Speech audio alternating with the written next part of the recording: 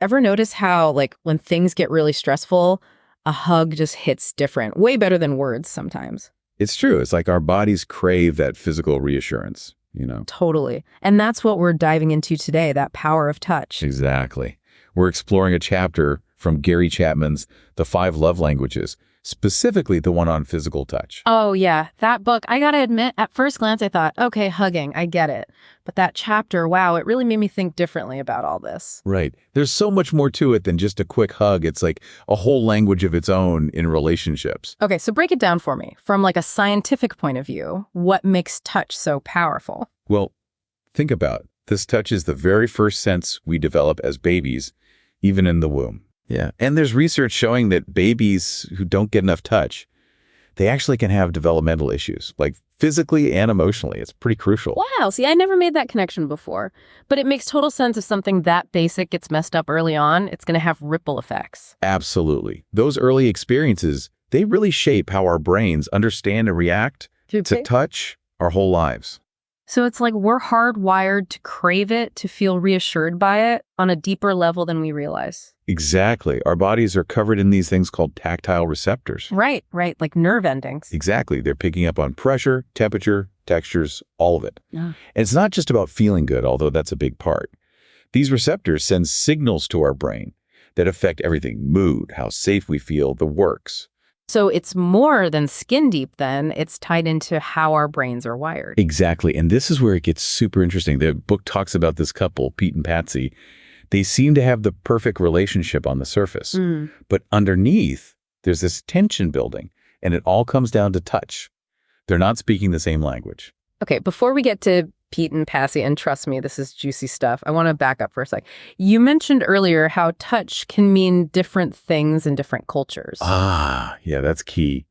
What might be seen as friendly in one culture can be totally off-putting in another. Think about personal space even. Yeah, totally. Like some cultures are all about the hugs and kisses, others not so much. It reminds me, I'm sure we've all been there, but I once went in for like a friendly pat on the back with a coworker, and it did not go over well. Turns out they're not a touchy-feely person.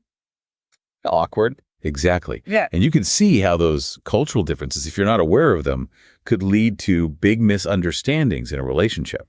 Okay, so back to Pete and Patsy. You said they seemed great on paper, but touch was a sticking point. Yeah. And the thing is, it wasn't like one was affectionate, the other was ice cold. They both really cared. But how they showed it, how they felt loved through touch, that was totally different. So they both mean well, just showing it in ways the other person's not really getting, huh? Exactly. For Pete, his main love language is physical touch. He needs those physical signs of affection, like a hug, holding hands, a back rub.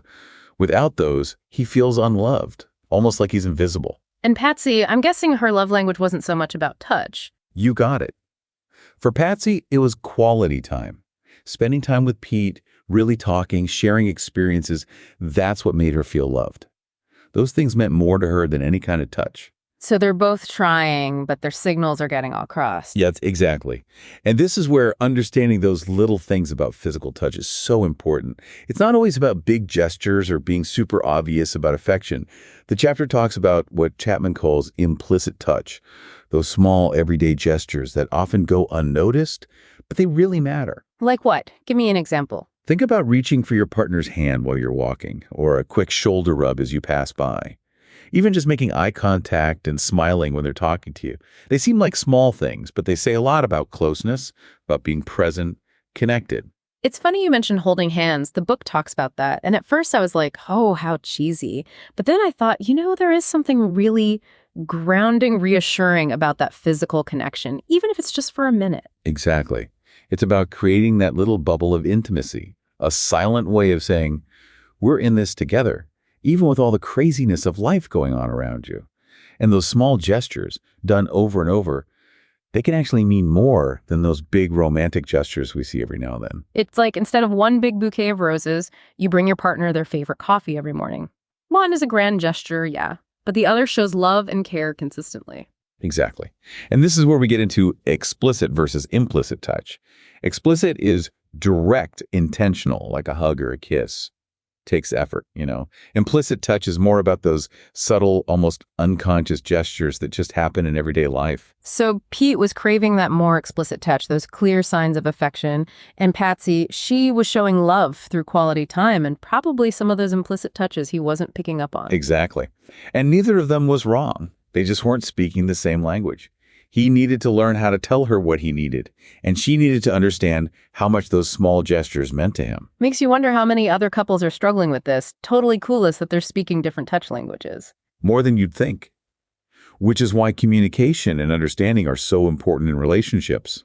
We can't expect our partners to read our minds. We have to learn to say what we need and be open to understanding their needs too. Speaking of understanding, there's another big part of physical touch we should talk about. Consent. Absolutely. Just because someone loves physical touch, it doesn't mean they're okay with any kind of touch from anyone at any time. Right. It's about respecting boundaries. What feels good to one person might not feel good to another. The book talks about this with sexual intimacy, but it goes for all kinds of touch. Exactly. Talking about it is key, whether it's in the bedroom or not. It's about paying attention to your partner's responses, what they like, what they don't like, and being open to having honest conversations about what feels good. And this goes beyond just romantic relationships, right? Understanding physical touch as a love language, it can help us understand our friends, family, even coworkers. That's a really good point. So we've talked about touch in romantic relationships, but how does this physical touch love language thing, how does that work with friends, family, those other relationships? Well, think about it, that friend, the one who's always hugging everyone, or that family member who's always got a hand on your shoulder, patting you on the back. Oh, yeah, totally. I have a friend. She's like a professional hugger. Everyone loves her for it. There you go. And we might just see that as their personality, right? Mm-hmm. But it could be that physical touch, that's their main love language, is how they naturally show affection. And for someone else who speaks that same language, those gestures, they can mean the world. Like they're speaking directly to you without even saying a word. Right. But then on the other hand, someone who's not big on touch, those gestures could feel too much, even if they're coming from a good place. Which brings us right back to consent, being respectful of people's boundaries. Exactly. Just because someone's touchy-feely with some people doesn't mean everyone's going to be okay with that. It's all about respecting individual comfort zones. So how do we get better at recognizing these different touch languages in ourselves and the people we're close to? It starts with paying attention, really observing and communicating. See how people react to touch, the good and the bad. Notice what they respond to, what makes them pull back. So like learning any new language, we got to pay attention to the little cues, the nonverbal signals. Yeah. And just like with any language, we might misinterpret things, make mistakes along the way. But the important thing is to be open to learning, to adjusting how we do things. This has been so eye-opening, honestly. I'm looking at something I thought I understood in a whole new way. That's the thing about digging deeper into these ideas, right? We start to see the world and our relationships from a fresh perspective. It really makes you think about how much we communicate without even realizing it. Exactly. Touch, it's just one part of communication, but it's a powerful one. And when we understand what it all means, we can build stronger, closer connections with the people around us. Well said.